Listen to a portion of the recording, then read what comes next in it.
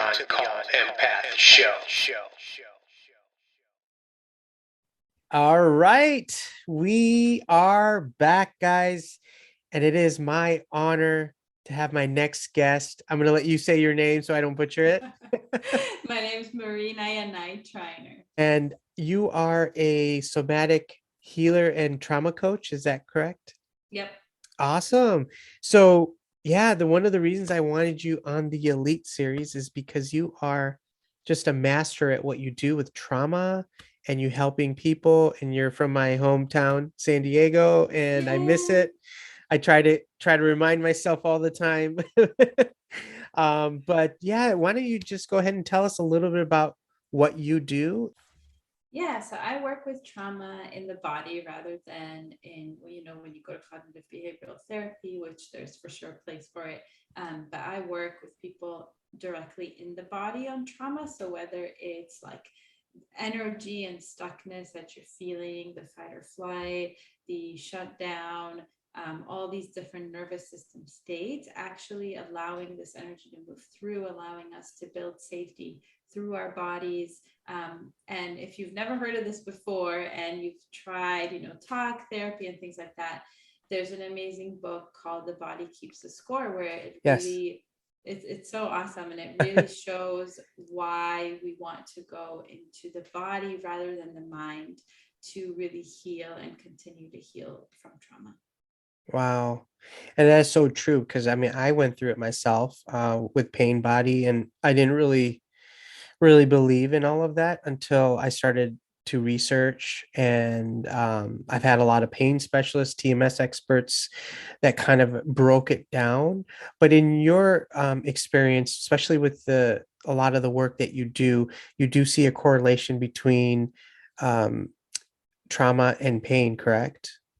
Yeah, for sure. It's a big thing that Peter Levine talks about, like things like fibromyalgia and like all the chronic pain where like you're going to the doctor and they're like, there's nothing wrong with you. We don't know what to do.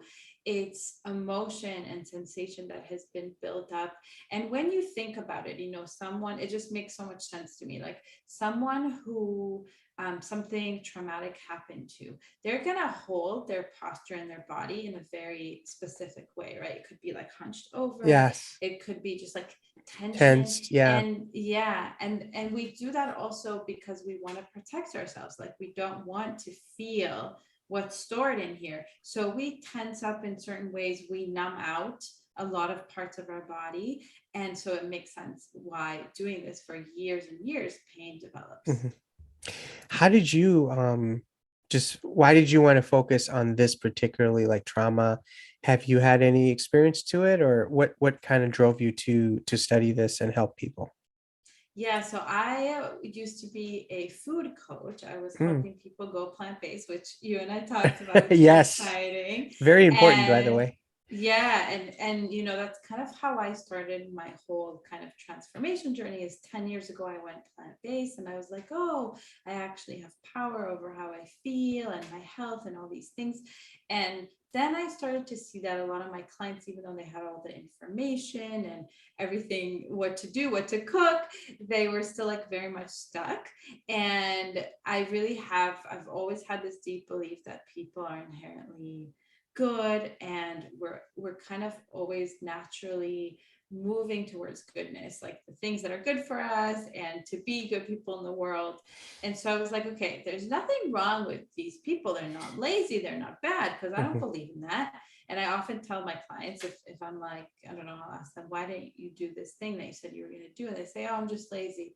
I don't buy that. I never buy that from anyone. Right. So then I was like, okay, I really want to look deeper at what is driving this. And that is how I kind of found this world of trauma. And I also found it personally through my family experience of moving countries and being refugees from a communist country to Israel, and then all the violence that is happening there, to the US, and then being in an abusive relationship, my very first relationship. So I've experienced a lot of that myself and tried so many things and felt so stuck with, in my business and my relationships, things like that. And so realizing actually that I was even operating my business as a trauma response.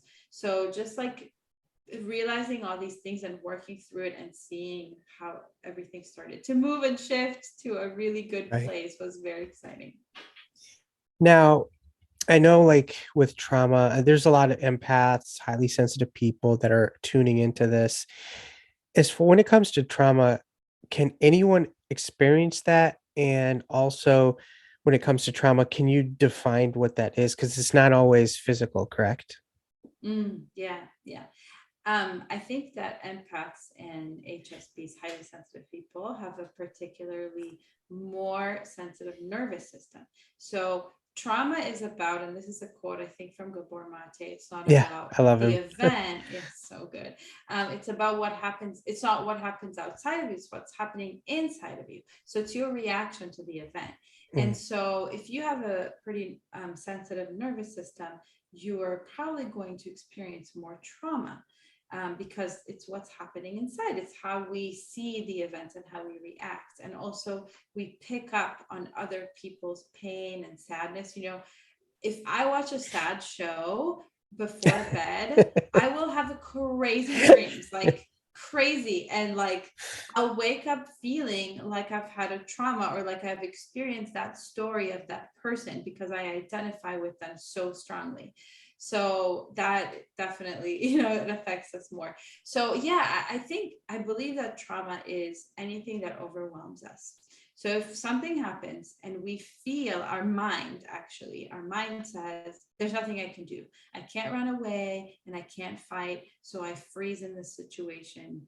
That's basically, it's physiological that our nervous system just decides, okay, I freeze. And this obviously happens really, really quickly, but it is a thinking process. It is actually something that happens in the mind. And then we block off everything from the neck down, Yeah. like everything that also went down in our body in that moment. Yeah, very interesting. And you mentioned, the nervous system, and obviously Gabor Mate believes that a lot of trauma does start in the womb sometimes, especially if like you're carrying a baby, and you're going through a lot in your life. I truly believe that that can be carried over, whether generation, if your family has trauma. Do you believe that it can be something that could be passed down from like not just your parents or whatnot, but like from generations? Is that something that could be instilled even if we do the work and are we more prone to it like empaths, like if our family members had like a rough upbringing of some sort, or is that possible? I fully believe in that. And there's another book that I love. I'm kind of a lifelong learner.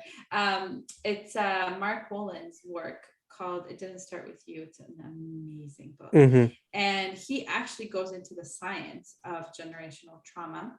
I do Mm. believe that people who are more sensitive can pick up on that more, but I think it kind of affects all of us. And I've experienced it for sure because my grandma, he walks you through this really powerful process in the book to look at what is your story? Like, what is the language that you use? Like, for example, when you're triggered. And I know mine is very often, no one loves me and I'm alone, Hmm. which has nothing to do with my life story, or very little. I did experience like issues with emotions that my parents were not very emotionally savvy or didn't have the tools, and they didn't teach me.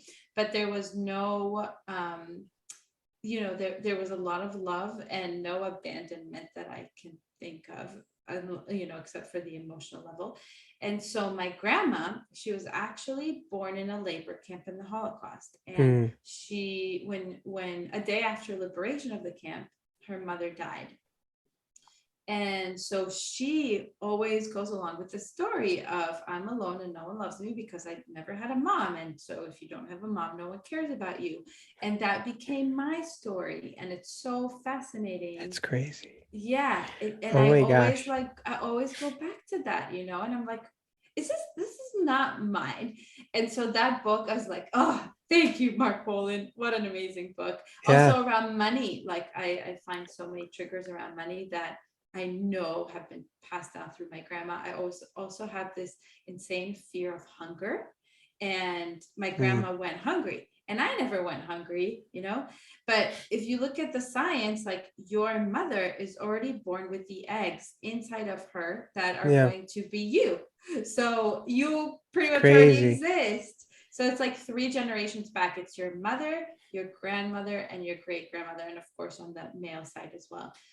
So yeah, it's super fascinating. And if anyone like feels intuitively that they resonate, since so many of you are empaths, you have strong intuition, check out that book because his exercises are really helpful for working through it. Right. Oh my gosh, that's crazy how that works like that. Um, so let's just switch gears here a little bit. I know that you're a somatic coach, and a lot of people that are listening, they don't really understand what that term means or what the approach is. Can you explain to our audience, like what the somatic approaches are and the healing methods with that goes around with that? Yeah, sure. So somatic means of the body, or like pertaining to the body. So it can be sensations or emotions, anything that is happening within your body.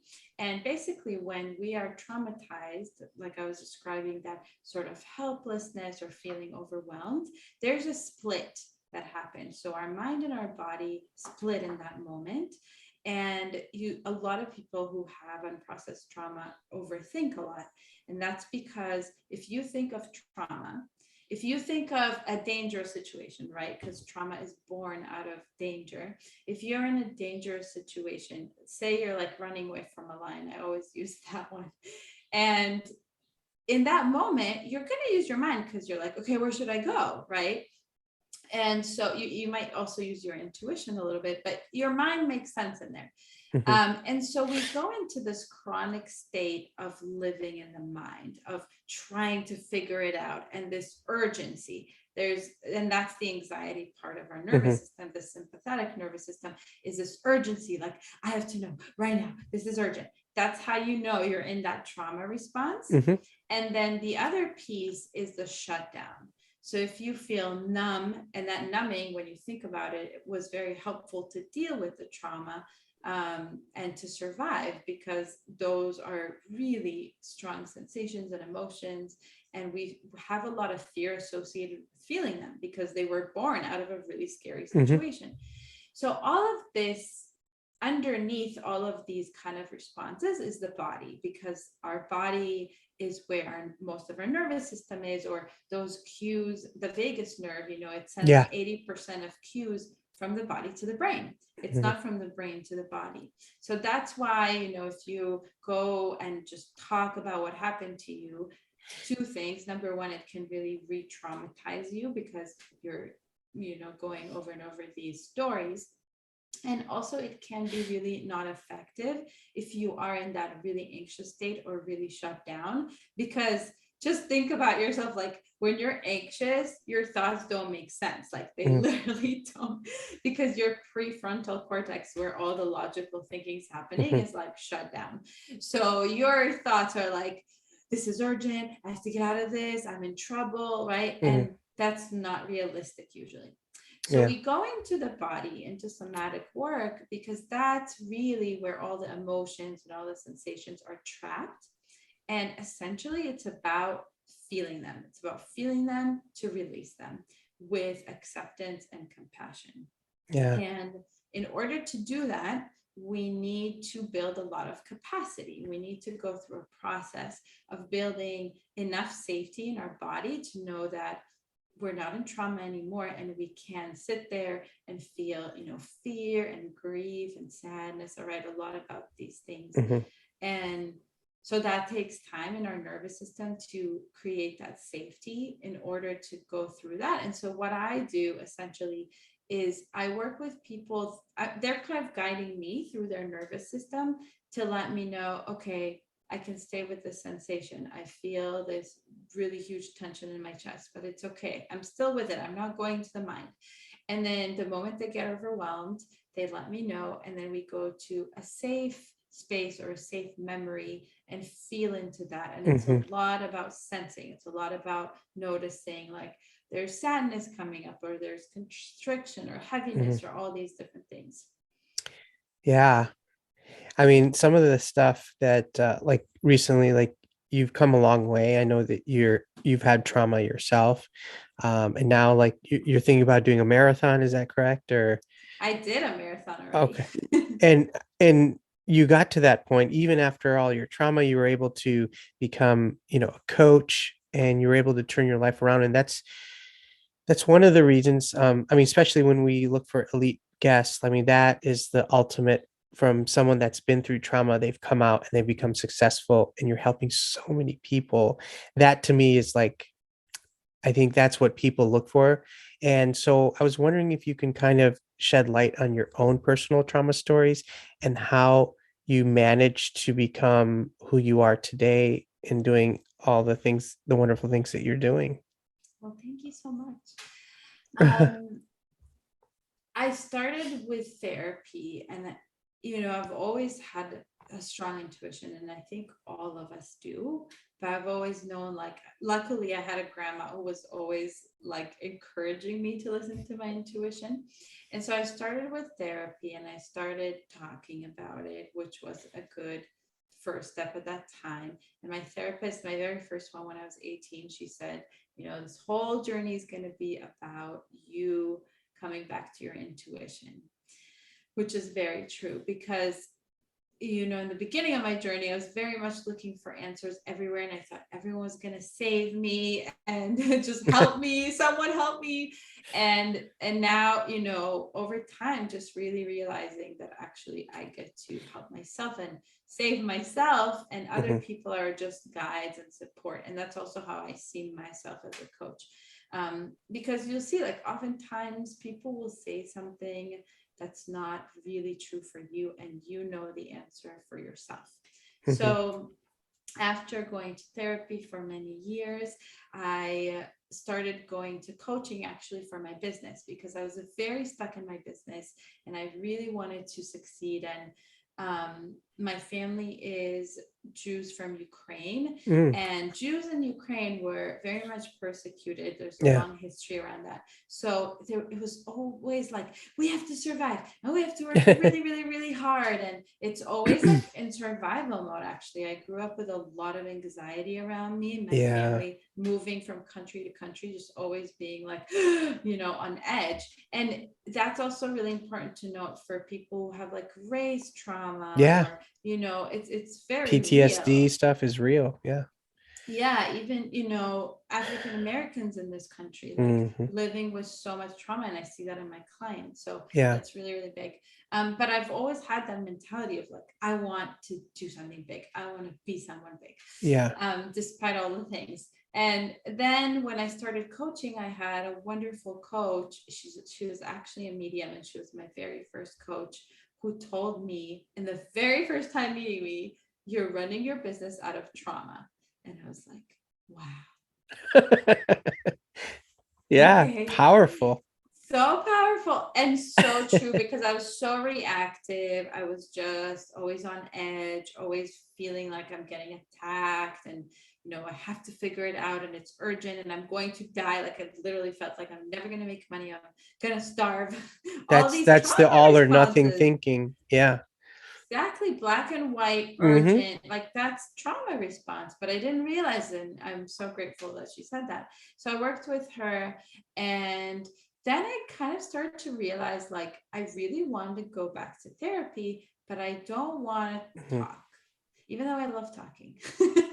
I'm like done, I was like, I'm done with talking, because I've already talked about so much, and I'm just done. Like, I've been a very talkative kid. I talked before 1 year old. So I started to look for, and this was intuitive because I didn't know about somatics, didn't know it existed, but I was like, I wonder if there's a therapist who works in the body. So I would go to different people and say that, like, you're great, but I'm looking for someone that works in the body. And then one therapist was like, oh, you mean somatic experiencing? And I was like, what are you talking And she's like, yeah, somatic experiencing, that's what you're looking for. And I was like, so grateful for her. So she actually sent me to my present therapist who does somatic experiencing. And that's how I discovered it. And it was hard work, and it still is hard work to just like build that capacity. I remember in the beginning of our sessions, after like 2 minutes of being in the body, I would fall asleep. I was literally yawning and falling asleep because I was going to shut down very quickly. My nervous system just couldn't handle it. And it took like 2 years at least to build the capacity to where I can be in my body for like an hour, like an entire session. So it's been such a gift. And then I was coaching already at that time, and I was like asking my therapist, like, do you think I can incorporate some of this stuff, because it's really, really cool? And she was like, yeah, like this, yes, this, no, be careful. She was almost like mentoring me in a way. And then I started taking courses, actually official courses with like Peter Levine and all these different people. And I continue to learn and study all the time, but I'm constantly doing my own work parallel, that's like super important to me. Yeah. Very interesting. I always wondered, because I think that what makes a great coach is that you went through it yourself. I mean, you really experienced trauma. And then you can now help others as well, because I think that's an important component, especially when it comes to healing. So I want to throw like a curveball at you and give you a scenario, and you tell me, what you would do. Like, because there's a lot of empaths out there, highly sensitive people. They just, what they tell me is sometimes they're like, no matter what I do, it's like this is how it is, because maybe the generational thing, the people that I'm around is negative all the time. I can't get out of. It's kind of like someone in poverty. They can't get themselves out of it. They lose all hope. They come to you and they're feeling defeated, and they feel like they can't change their circumstances because they've been born into a system that represses them, and so trauma grows, and we become like you said, if someone's constantly in a state of fight or flight, and they're always wondering something bad's going to happen.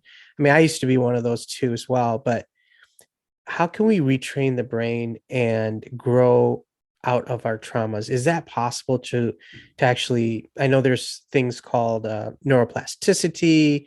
You can go to coaches like yourself. You can, look at all the videos and podcasts as you want. But at the end of the day, is it possible to, I mean, not to change like your whole DNA makeup, but like you can definitely make changes, correct? Like someone could come to you and feel a lot better, right? Absolutely. So people who come to me usually have experienced moments of hope before coming to me, because otherwise they wouldn't They hire a would, yeah. coach, So they feel like, okay, I can't change something. I wouldn't work with someone who like has this deep belief that they can't ever change anything, because then they won't. Right. If they have a glimmer of hope, then they would probably come to me. And I feel like I don't even attract people who are Mhm. who have that belief that they can never change anything, because why would they pay Mhm. me? But for people who are, as you described, maybe they feel in fight or flight or shut down Sure. for a lot of the time, and then every once in a while there's like ventral vagal, which is where we're present and curious and open. We all have those moments, every single one of us, at least. I don't know, maybe it's more rare for some of us, but even like being in nature, and you just feel like a sense of relief and connection. So I love showing people that polyvagal theory chart, which talks about the 3 nervous system states, because it's so liberating. It's like I explained to them, okay, if you come into your house and it's a mess, and say you had like a really, really, really good day, how would you respond? What would be your thoughts? And people just get it. It's so intuitive. And usually people are like, I would think like, oh, this sucks, but it's okay, I can clean it. Okay, so if you come, same situation, but you are super anxious, like you've had a bad day at work, you're anxious, what would be your thoughts? Your thoughts would be, oh my God, I'm so angry. My partner made this mess. He sucks, like whatever, right? And then if you're in shutdown, what would be your thoughts? This is hopeless. It's never going to change. I'm stuck forever. So do you see how it's your nervous system state and Yeah. not the situation? Which is really cool. And of course, there's a lot going against us. Oftentimes there's, like you said, like racism and Yeah. institutional oppression and these types of things. And what's really fascinating is if we are truly in a situation, like I think of George Floyd, if he would Yeah. have lived, if he would have survived, right? What I would do with him is I would help him, like after many sessions of feeling resourced and feeling safe with me and feeling more capacity in his nervous system to just feel, I would support him in going back to that situation in his mind and playing it out a different way and actually acting out all the different energies. So there's often like the running energy or the fighting energy that doesn't get released. And that's why we feel so stuck and we feel shut down and all these different things, because that energy is still like stuck in our body. So I've had that experience so many times where I just imagine myself running or fighting. And after that, there's such a release. And even as we do that with a specific situation, we train our nervous system to shift states more quickly, so to be more flexible. So the nervous system of people who have a lot of unprocessed trauma is very rigid. We don't flow. We're like, we get stuck in the anxiety, we get stuck in the shutdown for a long time. And so everyone experiences anxiety and shutdown, right? Every single human. But others just flow. They're able to move out of it faster and more gracefully. So that's kind of the goal. Yeah. And so all you guys that are listening, there is hope. I mean, there's no lost cause, correct? There literally no. And what I love is like, in coaching, it's amazing, especially even in groups. Yes. Because I do group coaching as well. And I love it because people think that they're the only ones. They're the only ones that have it the worst and they're screwed and no one can help them and nothing can help them. And then you come into a group, or even when I work one-on-one, I'll tell people, oh, I felt that yesterday, or I felt that last week, like you're not alone. And that already takes off a lot of shame, which is so big in trauma, like the shame of something's wrong with me. No, we're all in this together. Like we're all moving through these things together. There's something to say with groups. I mean, not just even when it comes to religion or spirituality. If you have your own people, that's why, like empaths, they flock to, the show, or highly sensitive people. They try to stay away from extroverts and stick to themselves. They have one or two people. So I think you guys taking away from this, like, as long as you have your people, whether it's one or two people that can see your positivity and help you grow, be the better version of yourself, I think that is key to healing your trauma, because you do need support, correct? I mean, we can't do this alone. I mean, it's really tough.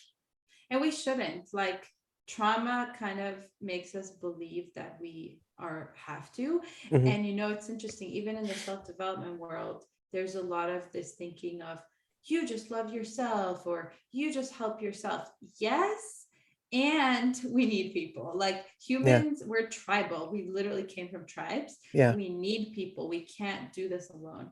So having a friend that you trust, with all my clients, I always bring in, it's called resourcing, where we bring in something that's really like grounding and brings you safety. If it's a friend, I'll have them imagine that person wherever they want to put them, like with their hand on their back or whatever. And it just brings so much emotion, but also like safety and comfort. And we really, really need that.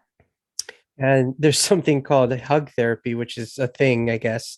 I was watching some stuff where, you can go places and get hugs from people, and that does something. You're touch, you're feeling somebody and you're feeling wanted, and so there's all kinds of ways. So just wrapping up here, all the people that are listening, what can they kind of take away right after this podcast to use to kind of start in the process of thinking, okay, they have hope? Obviously, you guys, this is not medical advice whatsoever. Definitely see a qualified physician or a doctor. But by ending this, what can they do just when they get off this podcast to kind of feel more hopeful that they're not alone? And what are some things they can use right away? I mean, whether it's exercise, journaling, self-talk, what would you recommend that you recommend to your clients that seem to work? So first of all, I would say join a community, any community, and Hmm. just share with others. And we're so fortunate now that we have the internet, we can Yeah. join virtually. Um, what I love is to teach people this, what we talked about, the nervous system. Hmm. So start to pay attention to where you're at and start to kind of map out your nervous system. Like look up polyvagal theory chart Hmm. and you'll just see, and I have tons of posts on it too, and you'll be able to see those states, those three states, and you can start to see, like, even last night I went into full on anxiety, and I could tell in that moment because my thoughts were just running wild and nonstop, and I had no connection to my body, and there I almost like couldn't feel my body. And so I already know, like, oh, I'm in this state. From this state, there's no thinking. Like, it's not a good idea to start thinking because it's not going to make sense, right? Hmm. It's very catastrophic thoughts. And from the shutdown state, it's very helpless thoughts. Hmm. So what we want to do is just like recognize that and notice, like, oh, that's where I'm at, and start to see how you can support yourself to come Hmm. out. So with sympathetic, which is the anxious, it's all about down regulating our nervous system. Hmm. So taking a breath in and exhaling a really long exhale. Another exercise I love is VOO, just making the VOO sound, like just writing it out. Hmm. That can be really helpful. There's a lot of different ones that I share on Instagram and different places, so you Sure. can check that out. Um, and so, and if we're in the shutdown and we feel really helpless and hopeless and numb as well, it's about upregulating. It's about giving us more energy to come out. So there's different techniques there that can work. And each person is different. Some things work for some people, so it's finding what works for you. But once you come out of that state, that's where you can start thinking and journaling and all these things. Because if you journal while you're anxious, just give it a try. See, I'm not even gonna say what's gonna happen, but just give it a try, because I know last night I had crazy thoughts and I was really trying to focus on my body, just Hmm. feeling my body, being with my body, feeling my emotions, crying, like whatever I needed to do to release, rather than thinking, because the thoughts are very catastrophic, right? So Hmm. they're not reflective of the truth. Yes. Well, I want to thank you so much for coming on this podcast. It's an honor. And just the moment that like we had that conversation, you have a very genuine demeanor and you want to help. And that I think is basically monumental for any coach out there to be that, giving out that energy. So you definitely do that and you well deserve to be on the, elite series. You are very good at what you do, very scientific. You have facts and you've proven that you've done well with a lot of your clients. So I want to thank you again. And before we take off, could you just tell us where we can find you and what you're up to? Yeah, sure. So you can find me on Instagram at marina.y.t. And that's the most updated. I need to update my website, but it's marinayt.com. There's also a bunch of blog posts and stuff on there that you can read. So those are the two best spots. And thank you so much, Raj. I love what you're doing and I Thank love you. being here. And I love your spirit as well. It's so kind. So thank Yes. you.